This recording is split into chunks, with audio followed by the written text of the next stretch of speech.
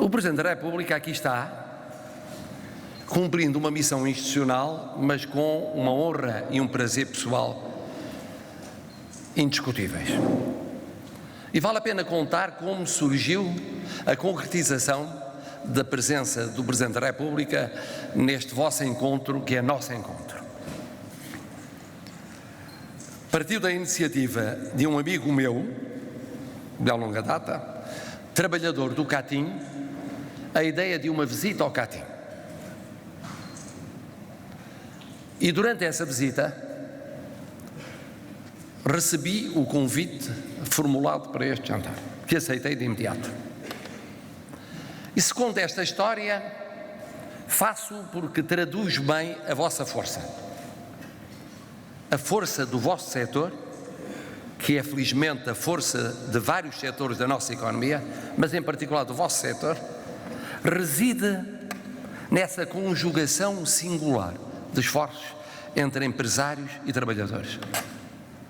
Foi por causa da iniciativa de um trabalhador que visitei o Catim, e foi por causa dessa visita que pude ter a honra e o prazer de estar convosco na celebração dos 60 anos desta associação. Mas significa isso também um segundo ponto fundamental. O que faz avançar a economia portuguesa são as empresas privadas. Não é o Estado, não é a administração pública.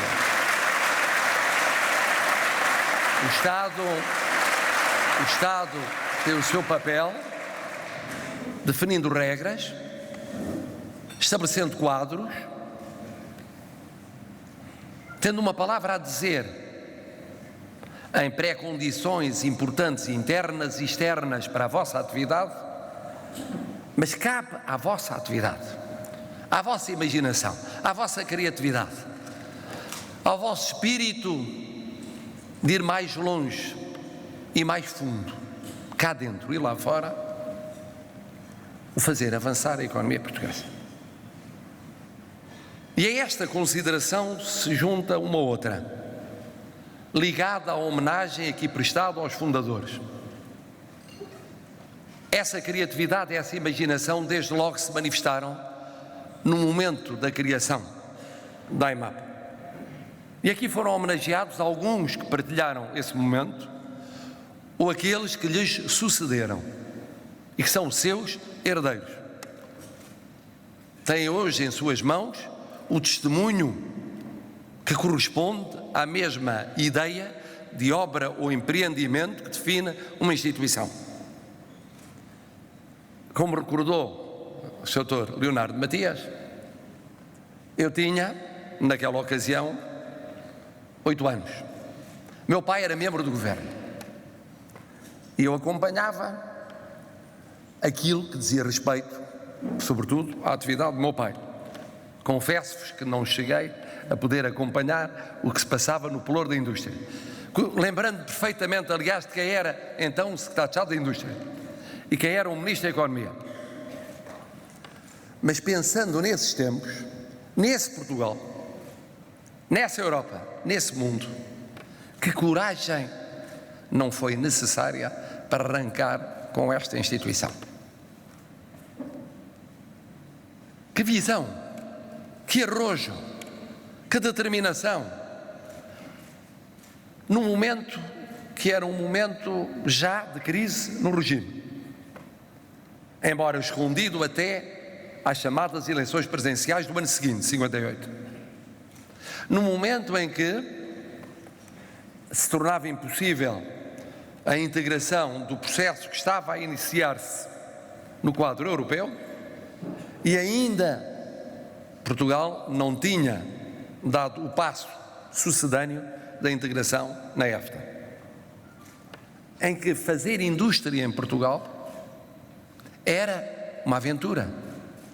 É verdade que Ferreira Dias tinha publicado a linha de rumo. É verdade que ele tinha rompido com uma visão essencialmente agrária, que era a que dominava o regime. Mas que visão, que prospectiva arrancar há 60 anos com esta associação. E depois, e essa é outra reflexão que vos deixo, o bom senso de ir enfrentando as mudanças de regime político, as mudanças de regime económico, as mudanças de situação social, as mudanças em Portugal e no quadro da integração europeia, as crises periódicas e algumas delas consecutivas. E como foi inteligente haver em traços fundamentais continuidade para além das pessoas que mudavam.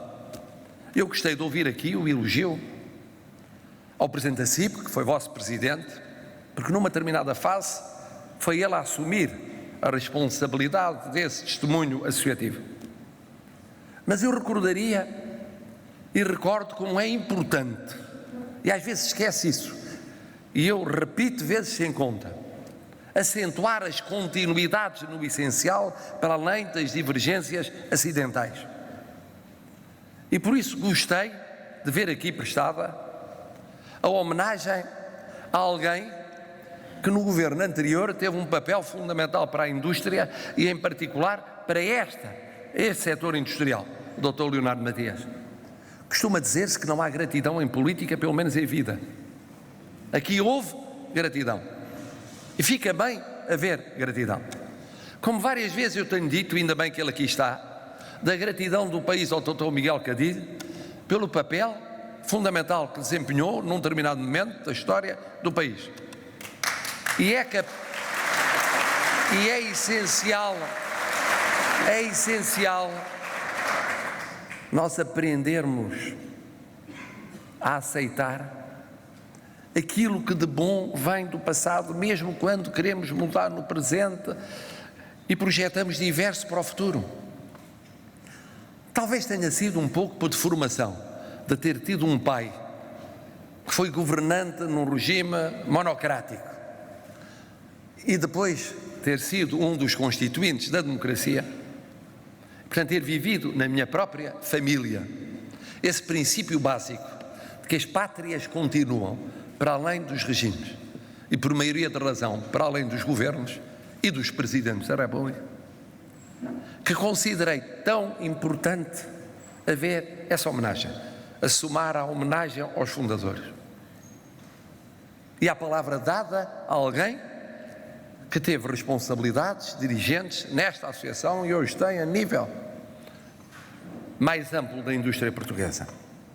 Mas também retive a vossa capacidade para recriar, a vossa recriação constante. Essa revolução silenciosa de que eu tenho falado, que ocorre pela mão dos empresários e dos trabalhadores portugueses, todos os dias. Muitas vezes as televisões não dizem uma palavra, nem as rádios, nem os jornais, mas ela está a ocorrer na base de uma iniciativa feita, felizmente com a AIMAP, com enquadramento e apoio associativo, mas muitas vezes a nível individual. O ir descobrir novos mercados, o apostar em novas tecnologias, o fomentar o desenvolvimento científico e tecnológico, o apoiar os clusters e fazê-lo de uma forma anónima. Eu olho para esta sala e estão aqui centenas de heróis anónimos da construção da nossa economia no dia-a-dia. E muitos outros aqui não estão, mas poderiam estar. E do mesmo modo eu compreendo o que foi dito sobre a formação. Mais, porque estes encontros têm um lado pedagógico, logo surgiu uma ideia que não deixo de retomar aqui, e que é a ideia de que um próximo acordo de concertação social, ou realidade que se qualifica de outra forma, mas corresponde ao mesmo objetivo, considera entre os fatores de competitividade a formação e olhe com uma atenção redobrada para o financiamento, para o apoio a essa formação, para a criação de condições de incentivo e de estímulo à formação. Se isso couber num entendimento do quadro da concertação social, magnífico. se resultar da iniciativa unilateral dos responsáveis políticos, nomeadamente governativos, magnífico também. Não podem deixar de existir. Porque permitam-me agora, num estilo um pouco mais corriqueiro, não há na economia, como não há na política, empates. E mesmo em vários desportos, um empate corresponde sempre a uma vitória ou uma derrota disfarçadas.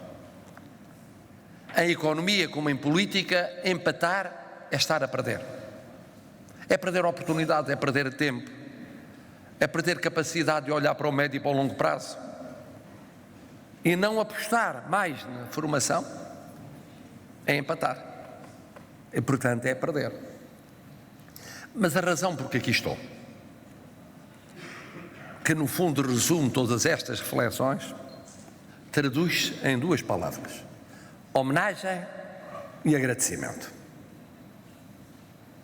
Homenagem a todos vós. E não sendo possível homenagear um a um, homenagem à associação que vos engloba e representa. Por 60 anos de luta, por 60 anos de vida. E agradecimento.